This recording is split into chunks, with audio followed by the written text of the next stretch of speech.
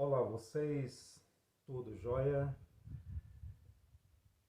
Iniciando uma nova fase aqui do canal, Chico's Band Rabiscando, o seu canal de poesias. Bom, há um tempo atrás, uma colega me sugeriu algo e eu pensei durante um tempo e decidi começar a lançar essa sementinha a partir de hoje também, que será uma conversa mais livre com aqueles que assistirem os vídeos, em relação a temas não escolhidos, mas os que venham a acontecer assim de forma espontânea, trazendo algumas coisas para vocês. Mas o carro-chefe continua sendo a poesia que eu escrevo.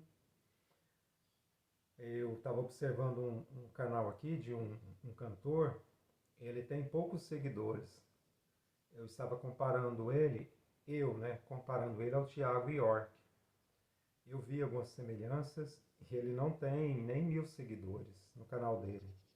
A gente vê essas injustiças no YouTube pela força dos logaritmos e da forma com que a indústria da arte hoje ela se comporta, às vezes passando por cima de talentos. Bom, este quadro que eu estou fazendo aqui de forma experimental será uma conversa livre com vocês de alguns temas que venham acontecendo e eu sinto a vontade de falar. Hoje eu começo com uma experiência que eu vivenciei ontem e até compartilhei com algumas pessoas. Eu quero falar nessa nossa relação com os animais e nessa relação de, como que eu vou dizer, destrutiva em relação ao ser humano. Bom, ontem eu estava no supermercado fazendo compras e estando no caixa para sair, eu observei, assim, de onde eu estava, dava para ver o estacionamento. E eu vi que tinha um cão maior, bem magro, andando por ali, assim, dava para se ver que ele estava com muita fome e provavelmente com sede também. E eu já tinha feito as minhas compras. Geralmente eu vou de bicicleta, levo uma sacola e levo as compras. Aí eu pensei, nossa, e esse cachorrinho aqui nessa situação? Aí eu saindo, eu já na saída do supermercado, eu pensei, nossa, o que eu posso fazer para ajudá-lo? Aí eu lembrei que eu tinha comprado peito de frango, daquele em tirinha. Aí eu rasguei a embalagem e tentei com o dedo tirar algumas partes para dar para ele. Embora eu vi que estava muito congelado, seria muito difícil até para ele alimentar. E eu não conseguindo tirar as tirinhas, eu decidi deixar o pratinho inteiro para ele. Aí, fazendo aquilo, chegou uma pessoa, um homem, e começou a conversar comigo. A hora que eu olhei, ele estava com uma embalagem com ossos e pedaços de carne e começou a despejar e chamou o cachorro. Aí ele falou para mim, não, esse cachorro, ele está me seguindo, ele estava a pé, desde um setor que ele estava vindo, um setor acima. Ele veio me acompanhando. Aí eu entrei aqui para comprar esse prato de carne para ele. Aí eu até desisti, né, de deixar os peitos de frango para o cachorro. Só que ele não queria comer, ele cheirava a comida, mas não estava querendo comer a carne. Aí eu falei para ele, provavelmente ele deve ser cachorro criado com ração. Que quando a gente tem um animal que é criado com ração, ele tem um costume, né, de comer só a ração. Eu falo porque eu tenho uma gata aqui em casa e ela só come ração. Você pode jogar carne para ela que ela cheira e não come. Aí, assim, eu fiquei com dó, né? Conversei um pouco mais com ele e eu fui saindo. Eu acho que ele acabaria conseguindo fazer com que o cachorro comesse. Eu acho que era um filho, era um cachorro grande, assim, bem amistoso, bem manso mesmo. É, bom, o que que eu quero dizer? Que hoje nós temos um sentimento assim de compaixão em relação aos animais. Nós entramos nessa fase de despertar para o cuidado com os animais. A minha geração foi uma geração que caçava passarinhos com estilingue. Os garotos que conviveram comigo, eles mataram muito passarinho.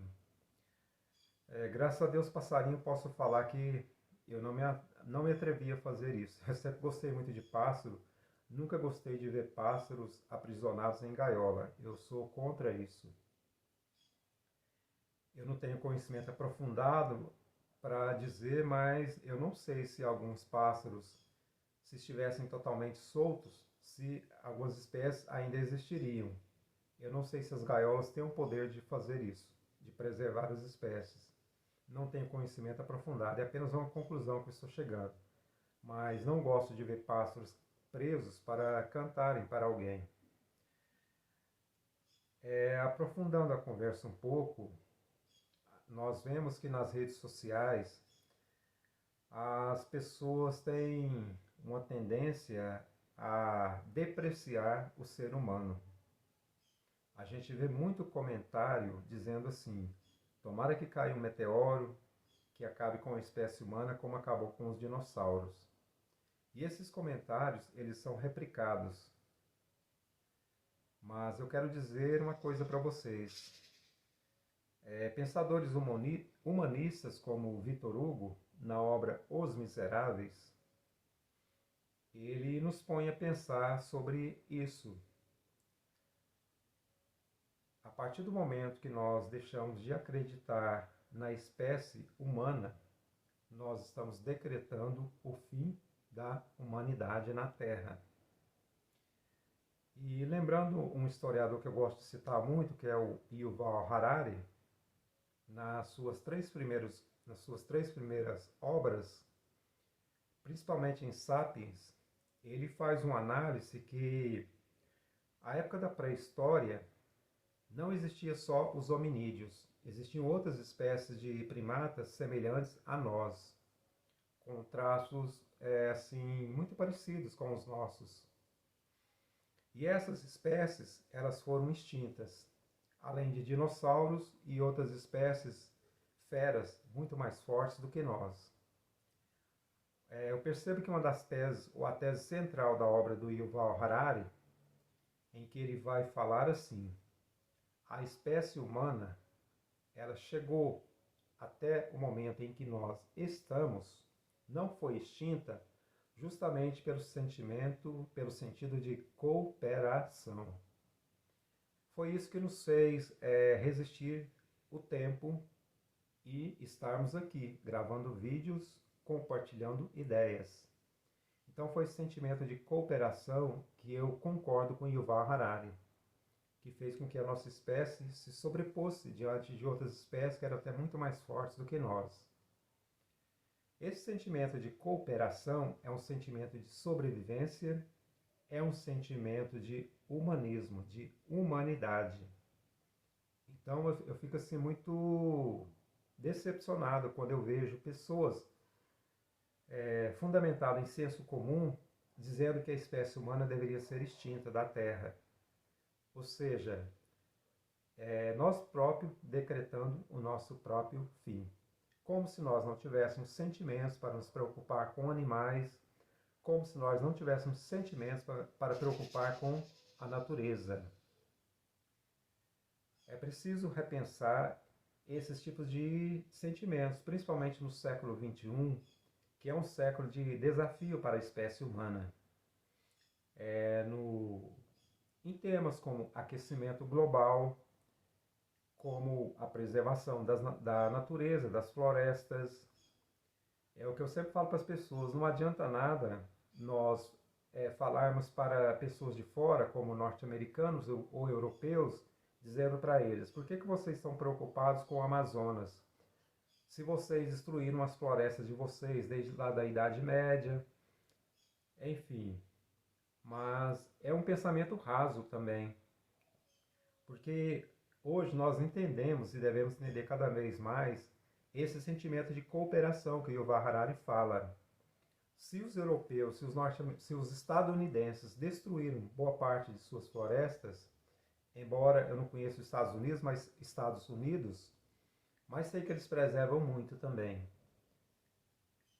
É preciso não compartilhar desse tipo de ideia, mas entender que o que já foi destruído, foi destruído. O que está de pé deve ser preservado. Não importa o país. A natureza é uma só. A humanidade é uma só. Nós vivemos em uma grande aldeia global. Então, argumentar que nós temos direito de destruir o Amazonas, destruir as florestas tropicais, o cerrado, com a justificativa de que eles fizeram e não tem que meter o dedo aqui, é um equívoco. A partir do momento que surge uma pandemia na China, fatalmente ela chega aqui como chegou. A partir do momento que aconteça algo aqui também, como uma pandemia, ela chegará aos outros países. A natureza é uma só. Os índios, alguns índios, eles compartilham com essa ideia de que esses tipos de barreiras, de fronteiras que nós criamos são artificiais.